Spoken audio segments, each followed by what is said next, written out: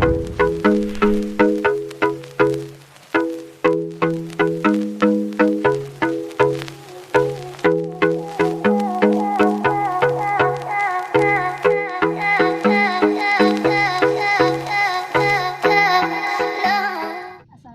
warahmatullahi wabarakatuh. Waalaikumsalam warahmatullahi wabarakatuh. Perkenalkan, nama saya Tridevita Wangreski, mahasiswi Poltekkes jurusan D3 Farmasi. Materi yang akan saya bawakan yaitu destilasi. Sebenarnya destilasi itu teman-teman sudah ketahui lah, baik itu di teori maupun di praktek, yang dijelaskan sebelumnya oleh Ibu Ida Adayanti.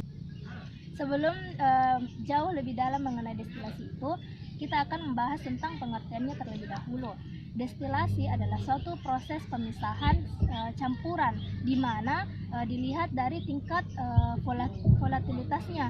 Volatilitas itu adalah kemampuan suatu zat untuk menguap. Jadi destilasi ini adalah proses penguapan suatu senyawa.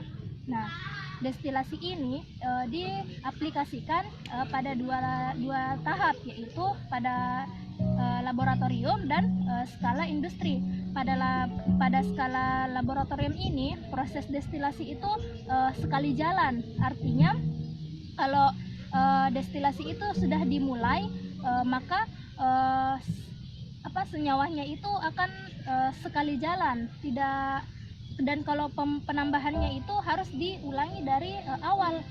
Sedangkan pada skala industrinya itu dia kesinambungannya tetap. Kemudian kalau bahannya habis pada alat tersebut dan kemudian dilakukan penambahan itu tidak dilakukan dari awal, langsung saja berlanjut. Nah, metode destilasi itu ada terbagi atas dua, destilasi sederhana atau destilasi air dan destilasi uap air. Destilasi sederhana atau air ini pemisahan campuran pada dasar titik didih, suhu dan tekanan tertentu. Di mana destilasi sederhana atau destilasi air ini dia pencampurannya atau pemisahan senyawanya itu berdasarkan pada titik didih, suhu dan tekanan yang tertentu. Nah, di destilasi sederhana ini dia hanya membutuhkan satu labu alas bulat, kondensor dan Erlenmeyer, di mana air dengan senyawanya itu bercampur pada satu alas bulat, kemudian uapnya itu akan naik ke kondensor. Kan di kondensor itu ada water in dan water out.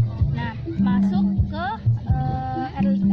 kondensor, kemudian embunnya itu akan jatuh, mengalir ke kondensor, kemudian jatuh ke Erlenmeyer berupa titik-titik. Jadi prosesnya itu hampir sama dengan perkolasi yang kemarin kita praktekkan.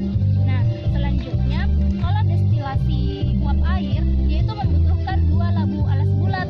Satu labu alas bulatnya itu berisi air dan satu labu alas bulatnya itu berisi senyawa, dan masing-masing labu alas bulat itu diberikan api, tapi api yang di air itu cukup besar, sedangkan api yang untuk senyawanya itu kecil. Jadi air itu uapnya akan naik ke kondensor, turun ke senyawanya berupa titik-titik. Nah, dari senyawa itu embunnya akan naik kembali ke kondensor, kemudian mengalir ke Erlenmeyer, jatuh berupa titik-titik juga.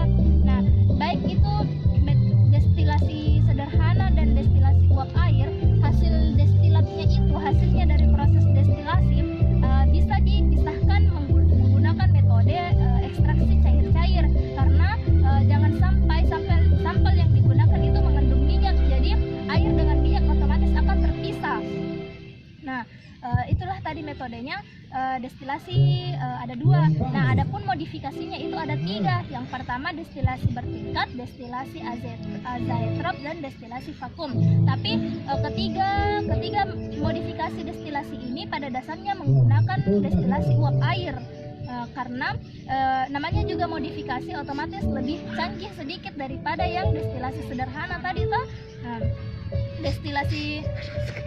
Destilasi sederhana itu, destilasi bertingkat itu proses pemisahan senyawanya itu didasarkan pada titik didihnya yang tidak jauh berbeda.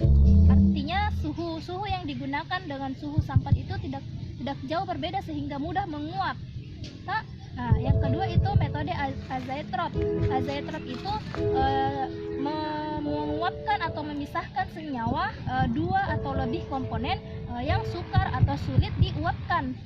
Nah, itu digunakan metode azeotrop, karena kalau digunakan metode destilasi sederhana susah menguap karena senyawanya sendiri itu susah menguap.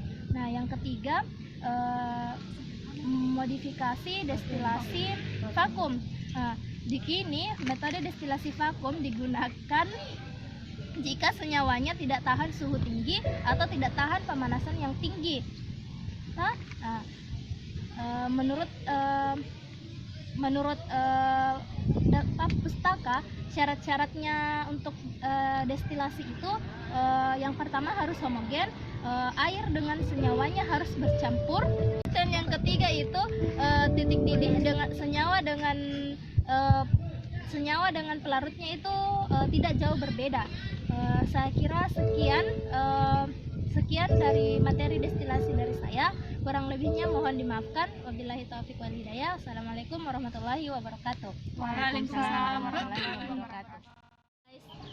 Jangan lupa like ya, karena satu like dari Anda sangat bermanfaat untuk saya. Terima kasih. Bye. Assalamualaikum warahmatullahi wabarakatuh.